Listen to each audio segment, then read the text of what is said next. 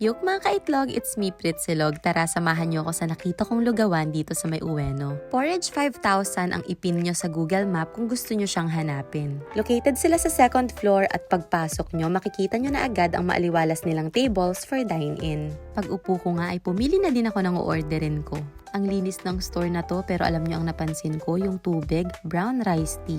Hindi kasi ako mahilig doon, ang gusto ko yung walang lasang tubig. Lingon nga ako ng lingon dahil excited na akong iserve sa akin ng lugaw ko. At maya-maya nga ay sinerve na din sa akin. Grabe, sobrang excited akong kumain nito kasi alam nyo ba may sakit ako nung mga panahon na yan kaya nagkikrave talaga ako sa sobrang mainit na lugaw.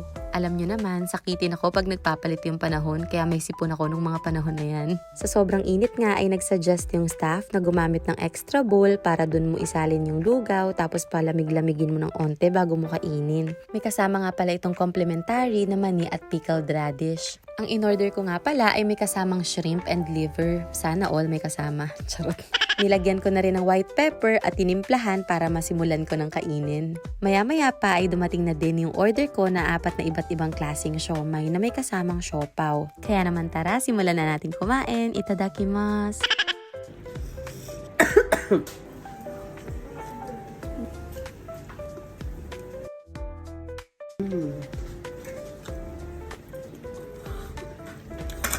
Masarap na, sobrang sarap. Luya.